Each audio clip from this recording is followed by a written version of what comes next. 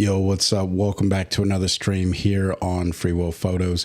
Today, what we're going to be doing is jumping into ON1 Photo RAW 2024 and editing a group portrait on a few different images. Now, what I will say is group portraits, this technique that I'm going to be showing, can be used on older versions of ON1 Photo RAW. So if you don't have a more recent version or the 2024 version, just follow along as best you can, because we're really just going to be working inside of local adjustments.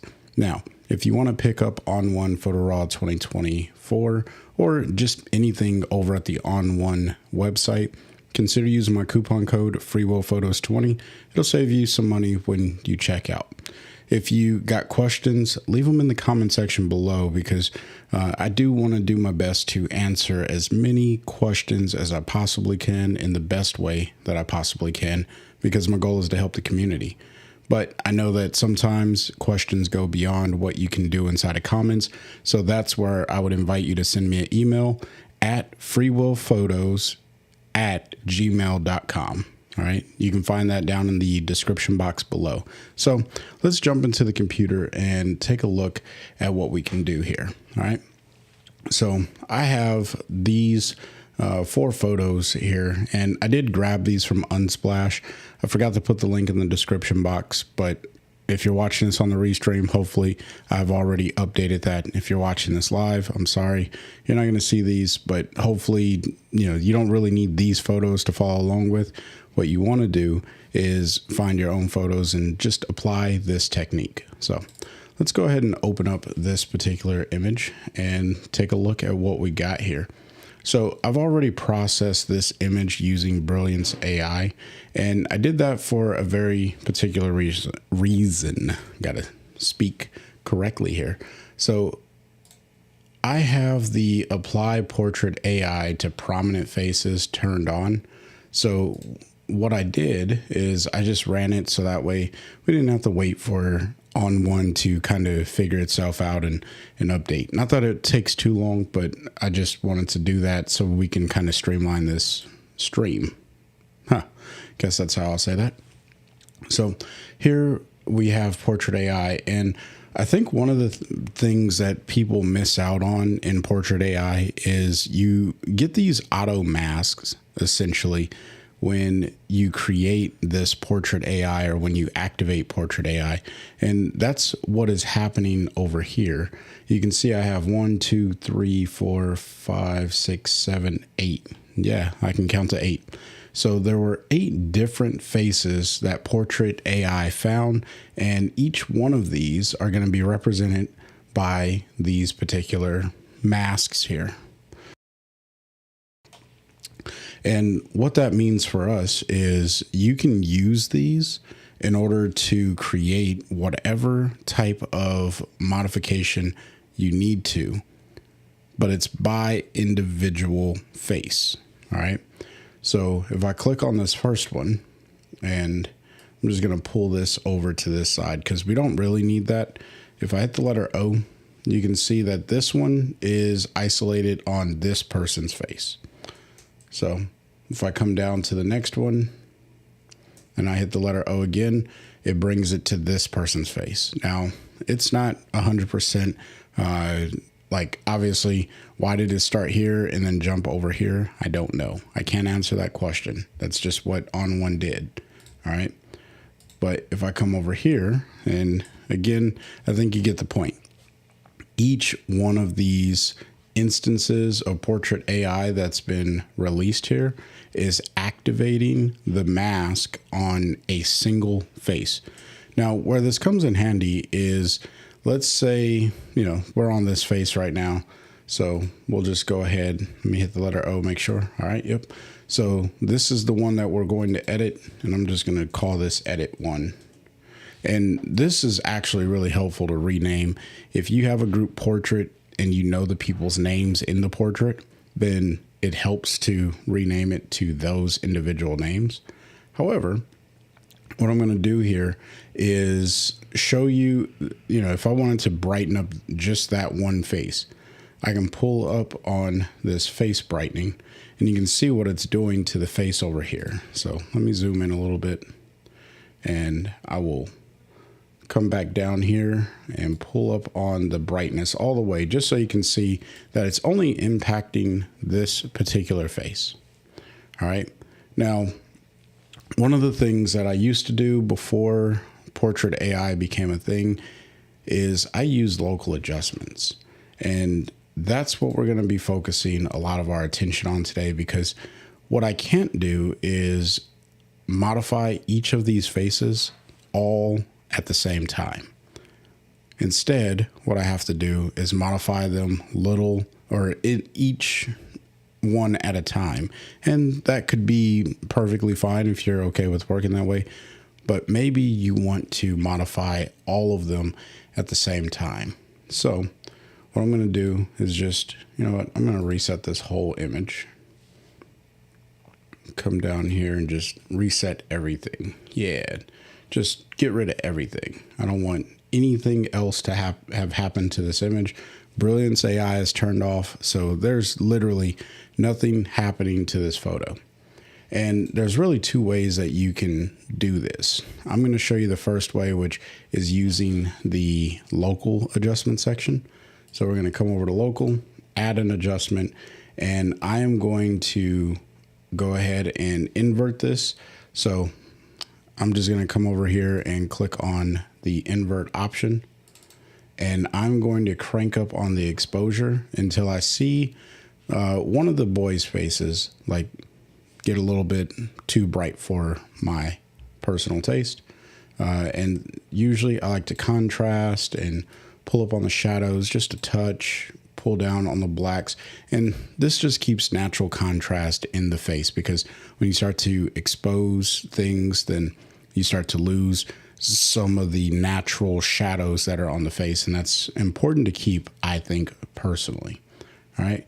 And I think that that's okay. So this, if I turn this off and turn it back on, you can see what happens to the overall image. Now what I'm going to do is hit invert, and I am going to start painting this in where I need it to go. Now, if I start with my brush settings as they are right now, which is opacity 100, feather 100, if I do that, I'm going to get a very, very harsh look. And, this actually doesn't look too bad for what I want. And I just come around here, make all of these, paint this in all over the place. Just like so. And let's say that those, we'll get these ones down here too, these faces. And I don't have to be overly perfect. I just need to make sure that I get a good portion of the face. All right. So now I have all those faces painted. I can turn this off, turn it on. Where this tool really comes in handy is, let's say, I need to open up some shadows a little bit more. Well, I can just pull on this evenly and it opens up the shadows.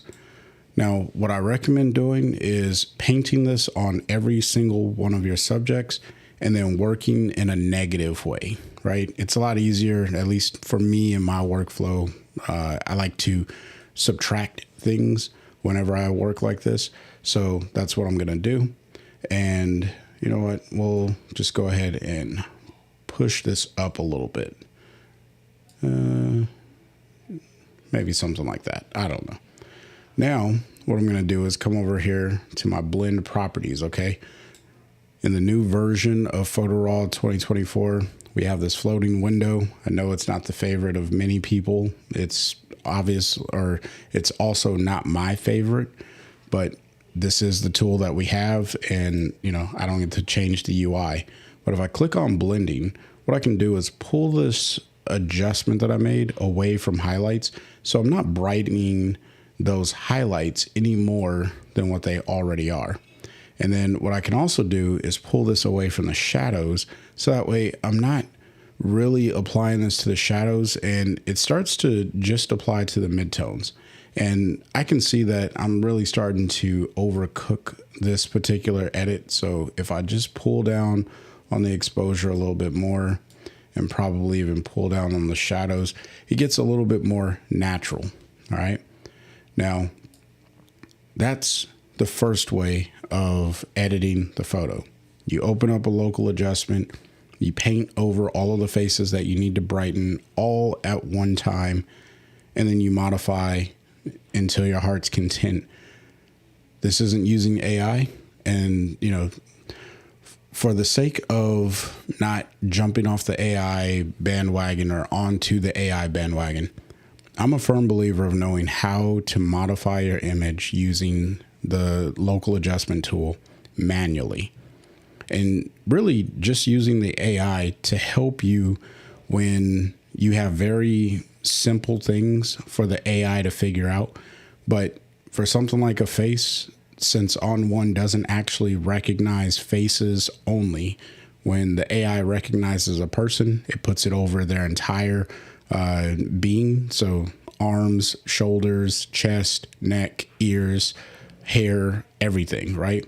But if all you want to do is brighten the face, then, an edit like this one, where I'm just brightening the faces, right? It's like I'm turning on a little bit of a face light. Well, this is probably one of the best ways to do it. I'll show you another way of doing it. So for the sake of, just reusing a mask, I'm going to go ahead and copy this mask, and then we'll disable this one. We'll come over to effects and we'll hit add filter. Now you could use a curves adjustment or you could use a tone enhancer.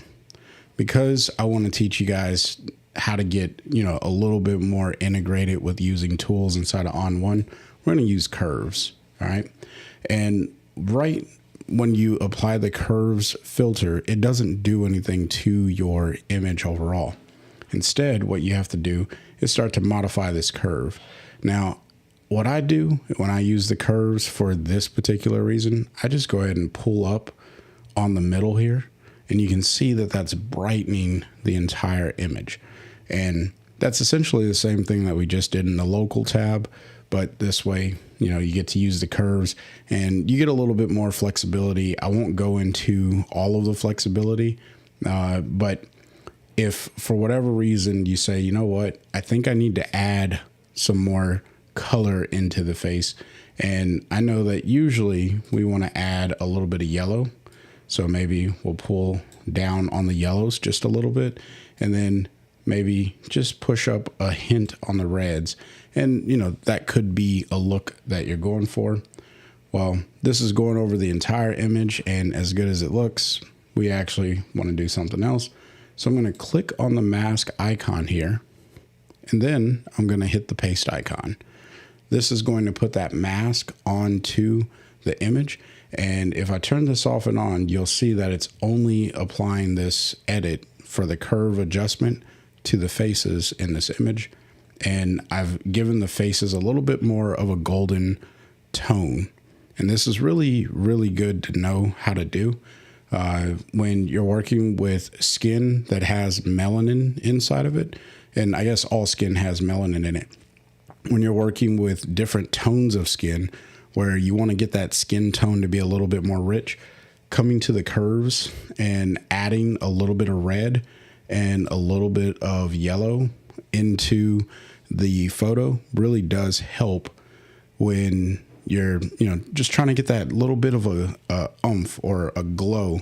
And, you could see that if I turn this off and turn it back on, you can see I didn't just brighten the faces and I didn't just brighten those areas. I also added in a little bit of glow. So hopefully that made sense. All right. So that's the first way. Not selective masking. I guess it is selective masking. You're making the selection and masking what it is that you would like to do.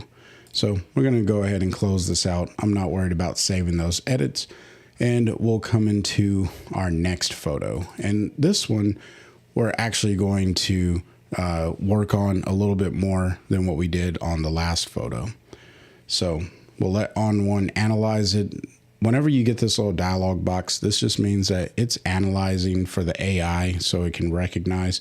So if I come over here to local and I hit add an adjustment, or if I just click this, there we go, sorry. And then if I click on region, you can see that it's bringing up background, foreground. It's recognizing all the people in the foreground, as well as the architecture and things of that sort. Now, this is a good photo to use AI on because the things that I want to modify, it does isolate quite well. So man-made ground and architecture gives me pretty much everything that I need. But what I really want is just the foreground. And I see that there's a gap in the middle there on the foreground here in the front. But if I come back over here, click foreground, and I'm going to go ahead and hit apply, but I'm going to paint out instead of painting in. So what that means is I'm applying this darkening effect to the back of the image, and that's going to make them pop a little bit more.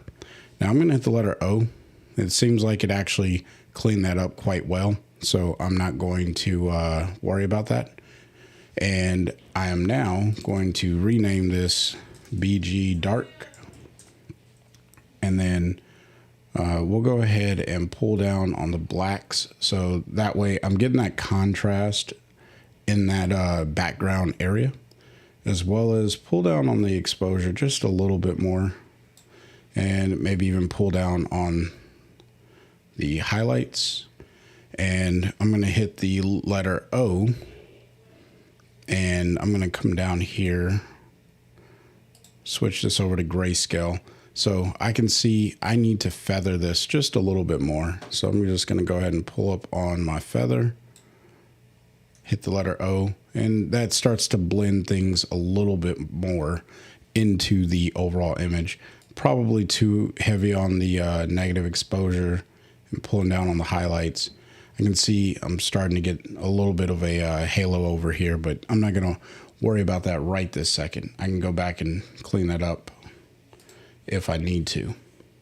So now the next thing that I'm going to do is actually modify the group, and I'm going to brighten them and then make them pop just a little bit. All right. And what I'm going to do is come up here. I'm going to use a curves adjustment for that. So hit curves, and then I'll come over here to the regions and I'll select foreground again. This time I'm going to paint in, hit apply, and that's going to do its thing. So now that I have them painted in, I can just come over here and I'm going to boost that. Keep them a little contrasty because I do like contrasty images, and then pull up on my highlights as well. So this is like a very subtle S curve that's brightening them, making them pop off of the background a little bit. If I hit the letter O, you know, always want to throw in a little bit of feathering on my mask because that's how I do business. And this looks pretty natural, other than the two people up here being a little out of focus.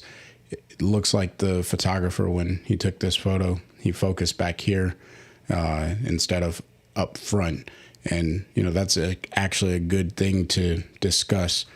When you are photographing groups and they are in different tiers, like so, it's always good to, one, back up and then focus starting on your the people in the front of your image. But if you can get them closer in plane, like getting their faces closer to each other, it's going to make things a lot easier for you to capture. Or you're going to have to push up your aperture, so that way you have more depth of field in the overall image. And it does help to use a wider angle lens when you do this, because you get more depth of field at a higher aperture depending on how far away you are. Looks like this photographer was probably fairly close. just based off of where these two people are and how large they are in the frame, or he's zoomed in a lot, or she. Lots of different things there, but I'll get off that horse. So back to the edit. Here we have the curve, and you can see if I turn this off and on, they're brighter and it all looks great. Now what I can do if I wanted to is come in and edit each one of these faces individually, or using my method, I can edit them as a group. Now, I personally only think her face is the only one that really needs an adjustment. So I'm going to resize my brush a little bit, paint over her face so that way she is a little bit brighter. I think her face is bright enough. Maybe come down like that. There we go. And I'll even that out here in a little bit. And then I'll do a separate adjustment for her face because I think that the light is hitting her differently. And that's actually the reason why Portrait AI is such a good tool, because you can separate faces and then modify them based off of how the light is interacting with the face. As you can see, her hair is kind of blocking some of this light, and she's in shadow on this side, has this little highlight over here. Hopefully that's coming through quite well on YouTube, but all is well. So I'm just going to go ahead and grab another adjustment, and I am going to make this bright, but not so. In fact, I'm going to leave the exposure there and just pull up on the shadows. This is going to be a little bit more of a subtle brightening effect, and then you can see what it does to her face in the background here. Maybe even do the same right here. And I don't want to overdo it because there should be natural shadows cast on the face. That's what fits them into the space that they're in. Shadows are very, very important. If you don't hear anything else in this particular tutorial, hear that you need shadows on the face. All right. If the entire face is exposed, then it doesn't look good. Faces need shadows because that's where you get the contour, and that's how you get a really nice portrait. I'm going to just paint a little bit here. And this is the reason why I think it's just good to know how to use your tools, because if I turn this adjustment off and turn it on, you can see what it's doing to those faces. And I'm not even doing anything overly complicated. Like, anyone can do what I'm showing in this particular tutorial. So I'm just going to call this Open Face Shadow. Okay. And then this one is, I'll just call it Two Face Bright. Yeah, I think that'll do.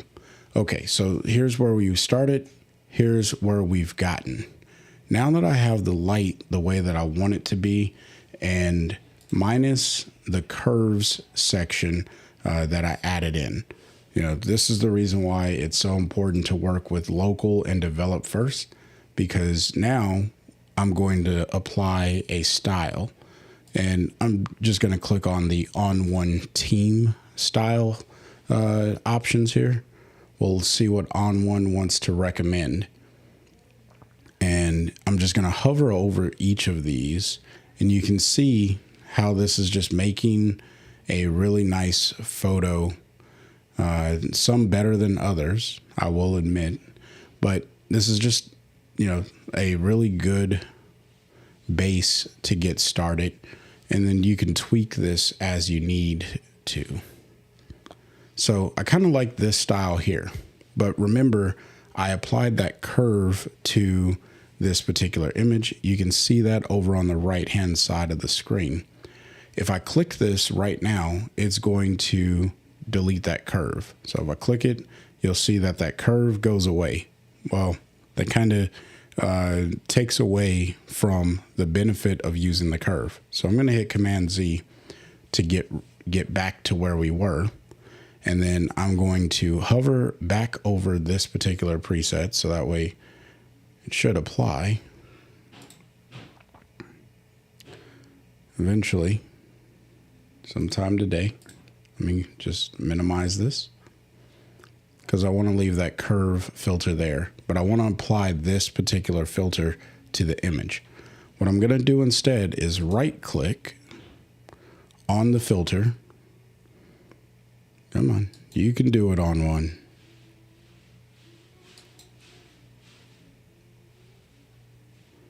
It does not want to read my right click right now. Let me see if I can get another one to read it. Okay, well, so I believe the keyboard shortcut is actually holding down the Option key and then clicking on a particular preset. And that didn't seem to work. Let me make sure. I don't know what's happening right now. Why are you not cooperating? ON1's always embarrassing me when I'm trying to do something live. All right. Maybe it's the Command key. Let me click that. Yeah. Nope. Command key didn't do it. So let me right click on it and see if I can get it to work the way that I need it to, because there's a way to actually add a preset without getting rid of the effects that you've already applied to your image. And that is in the right click menu. And I wonder if it's just not a part of the AI styles, which that doesn't make sense if that is the case. I'm just gonna see if I apply this. Okay, so the right click does work there. I don't know why it's not working here. Let me just try it on a different one. Let's go with the black and white one. If I right click, okay, so that's good to know. You cannot right click with the AI style advisor.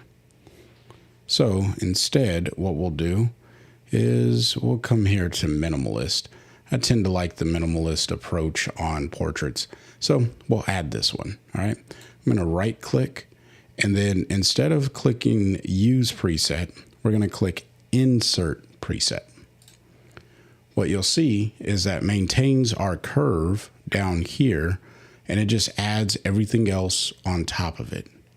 And then I can go ahead and just pull down. If this is all way too strong and I want to kind of blend that in, I can pull down on the opacity of the overall effects that are stacked up over here.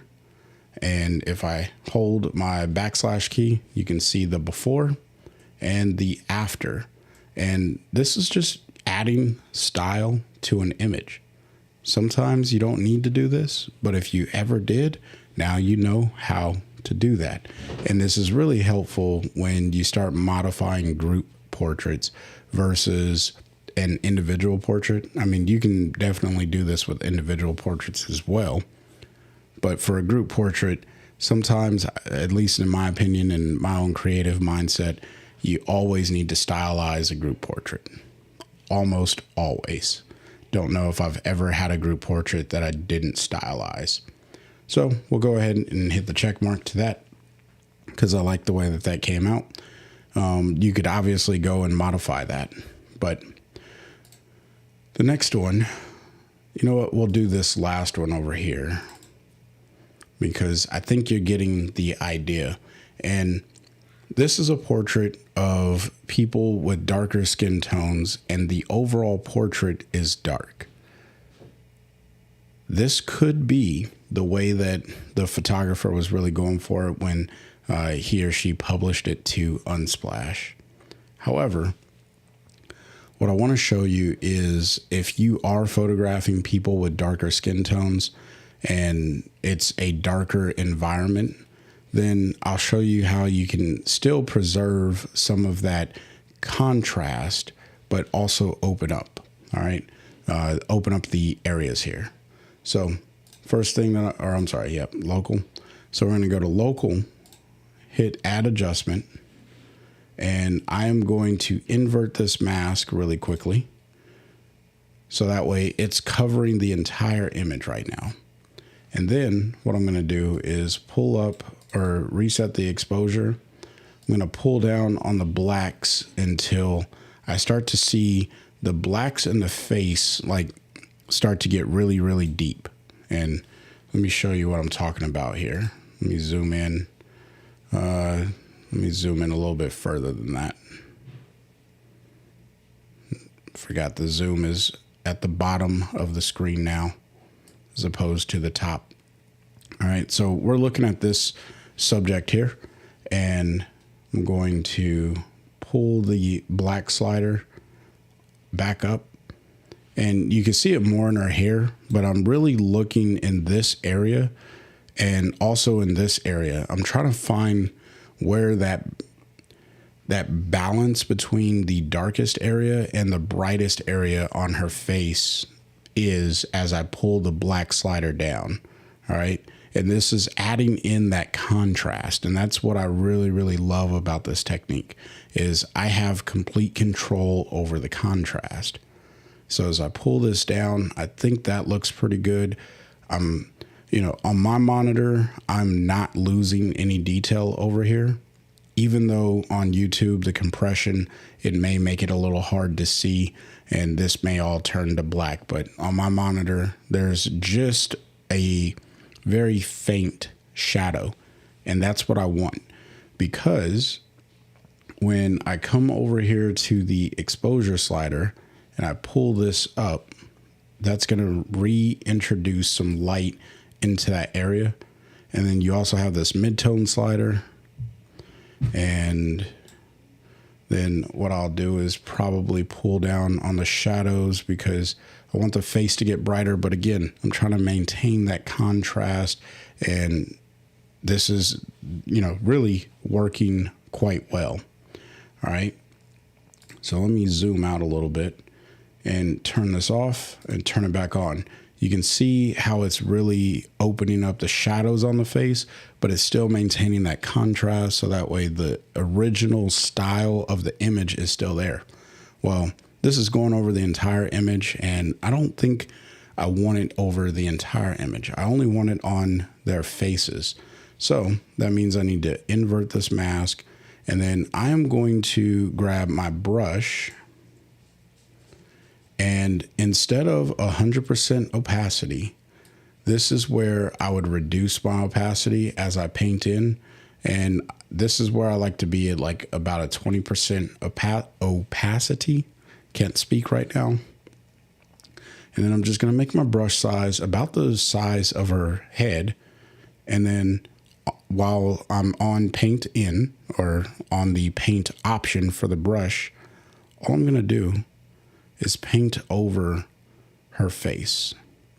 And the first pass is so subtle, you don't even notice it. And that's okay, because I want to slowly build this into my image. All right. I'm going to do the same thing back here, because the goal is just to make a very, very faint approach to brightening the face. Now, the good thing about opacity is the more you paint one stroke, you let go, and then you paint another stroke, it's going to add more on top of it. So if I realize like, hey, you know what, this isn't enough, I'm just going to go ahead and paint another layer on top of that. So let me zoom in, because I know it's going to be hard to kind of see zoomed out. So I'll zoom in, and I'll just paint that right over here. Hit the letter O, and you can see that this is getting a little bit brighter because more of that effect is starting to shine through. And that's the beauty of building things up and making things really, really subtle. All right. Now, if I come over here to this model, I can just paint ever so slightly over the areas and resizing the brush to fit the places that I really need it to be. And this is like detailed dodging and burning. without really getting like crazy technical into dodging and burning. Now, if I turn this off and turn it back on, you can see I'm brightening the face, but it doesn't look artificial. It looks way more organic. It looks like it's part of the lighting, and that that the lighting was just the way that it was supposed to be when I originally got the image, or when the photographer originally took the image. But what's more important here is I also have complete control over where this is going, because if you look at this model, there's not as much of an adjustment. And if I show you the mask, you can see, the mask doesn't do it any justice, but it does represent where things have been painted. And if we come over here to the red overlay, you can see you essentially are not painting that much in at any given time. So hopefully that makes sense, because if you caught my masking tutorial, then you would understand what that red overlay was showing. And if you didn't, then I recommend just going to take a look at that. But if I go before and after, you can see I'm brightening those faces in a very natural way. It looks organic to the photo, and that's ultimately what we want to be able to get to when we're doing this in group portraits, because the light, she has way more light on her face than she does on her face, but she also has, this model has a different complexion than this model, and this model has much more shiny skin than this model and this model. So now if I need to go and modify the shine on this model's face, I can click Portrait AI, because this is actually important to do. And I'll just hit cancel there, because this one is getting this model right here, and that's not the model that I want to work with. So I'm just going to turn that off, turn on the little click the Portrait AI button to select a model, and then I'm just going to click and drag this over the face of the model that I do want to activate Portrait AI on. Hit OK. So now if I hit the letter O, you can see it just makes like a perfect circle. The initial mask, whenever you do it this way, is not very good. It actually is pretty terrible, as you can see, because like no one has a round face like that. But what I can do is hit the B key. Again, I have my brush, and I'll just go with paint out, and I need to bring my opacity all the way back up to 100. So that way I can paint this in and make this as quick as possible, as far as just cleaning up the mask, making it more appropriate for her face, or for this model's face. All right. Because again, I'm just trying to adjust the shine on this particular model's face. So if I hit the letter O, and then shine is actually under skin. So we'll turn on skin, we'll pull the retouching all the way up to the top, and you can see it like completely smooths out her skin. But that's not what we want to do. So I'm just going to pull the smoothing down, because I think the texture in her skin is appropriate. Let me hit the letter Z so we can zoom in. And we'll go one more step. We'll go one more step. There we go. So now all we're going to do is try and reduce the shine on her face. I'm going to pull this shine slider up, and we should start to see a little bit more of a matte finish to her face. I did have to kind of let that go. But if I turn this off and on, you can see that that shine is just a little reduced. Now, one of the other ways that I can address this is, again, coming back to local adjustments. I'll just add another adjustment. We will paint over the entirety, like wherever those hot spots are. And don't worry about the exposure challenge that you see here, because what we're going to do is just reset the exposure. And then all I'm going to do is pull down on the highlights.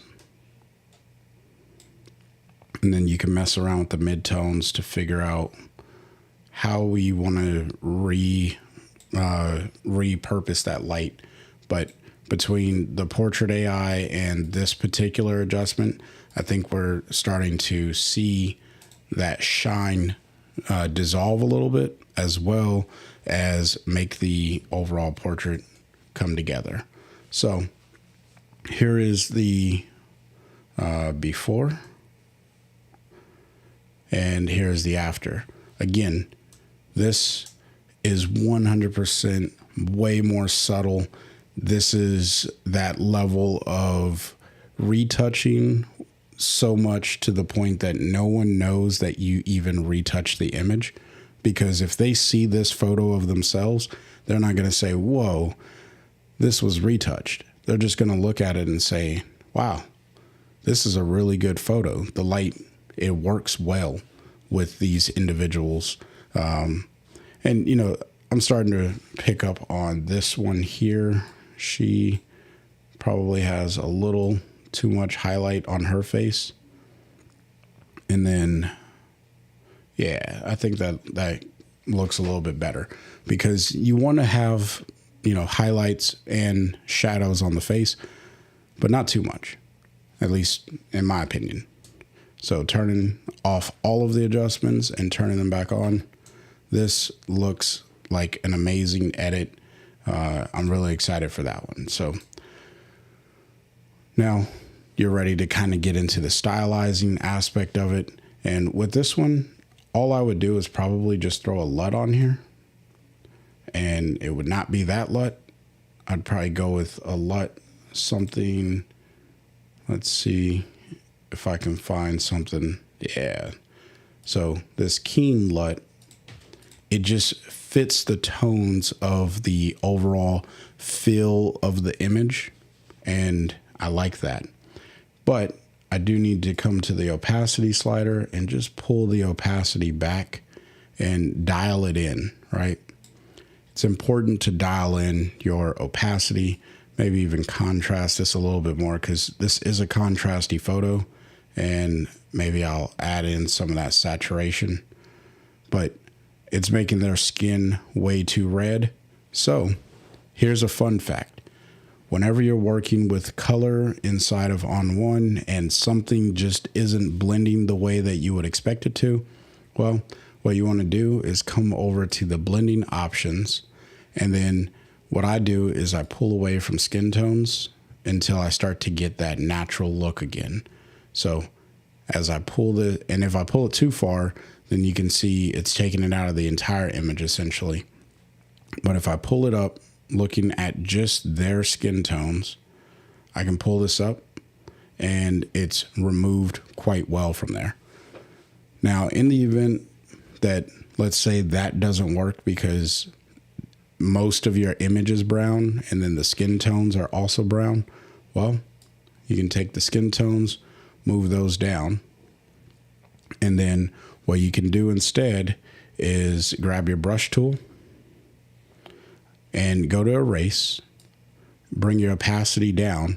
And just like I was building in all of those adjustments on the last one, well, this one, you can just erase that away little by little until you get the look that you're going for. And if I hit the letter O, you can see that I'm starting to block some of that adjustment on her face there. And then I can do the same thing over here. And the lower the opacity, the more sweeps you have to do to get that to work and to start seeing it shine through or block those areas. But now, if I turn this off and on, you can see it's not impacting their faces as much. The LUT is just going over the entire image and really giving us this cohesive look. Again, subtle adjustment. This is the way that I like to edit group portraits. and hopefully you found some value in that. So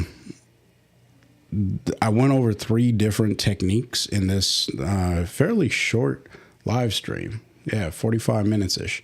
And showed how you can modify a lot of the images, group portraits to do some really cool things. I'd love to hear your comments down in the comment section below. Also, your questions if you have them. Now, one of the questions that I did receive recently is, how do you get these titles under the icons on the left-hand side? Well, if you come up to Window, and this is on a Mac, I imagine it's pretty much the same on a PC. You actually have a few options here. All right. So you have show bumper labels, show browser panel, show control panel. If you click the show bumper labels, this is going to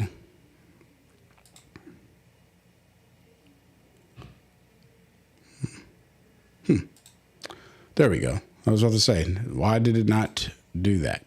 So turning off the show bumper labels is going to give me no bumper labels. And if I turn it back on, then you can see it gives me the bumper labels. So that's something for you to consider if that's, if you like to be able to read these things. Also, if you come up to Window, you can also show the right bumper. And there's icons that pop up in this right bumper depending on which window you're in, either the edit module or the browse module. What I'm finding is I'm okay with leaving it off because it gives me more screen real estate over here. So I'm going to go ahead and hit the check mark. That takes me back to the browse module, and that I realized I was not sharing my screen when I did that. Redo. Sorry. That's the benefit of doing things live. All right. So what I was doing is I got a question asking me, how do I have all of these names under each of these icons? How do I make that show up on my screen? Well, what you do is you come up to Window and then you click on Show Bumper Labels or Hide Bumper. I mean, really, it's either showing, if you have a check mark, it's showing the bumper labels. If you don't have a check mark, then it is hiding the bumper labels. So I'll go ahead and click that. You can see that it got rid of my bumper labels over here. And that is actually for both sides. So if you look down here, these icons at the very, very bottom, I know they might be a little small on the screen, but just watch that area as I click show bumper labels, and you'll see that there are now names. And I think those are pretty apparent that those things have been added. So I personally like to have the show bumper labels, but I like to keep the right bumper kind of closed. So I'll leave that to that. Well, I do appreciate everyone hanging out, everyone that hung out on this live stream. If you got questions, leave them in the comment section below. If you want to get a hold of me, send me an email at freewillphotos@gmail.com and I'll get back to you. But if it's a question that you think can be answered through comments, then please drop it in the comment section so that way I can help you out. Until next time, I want you guys to stay inspired and keep creating. Peace.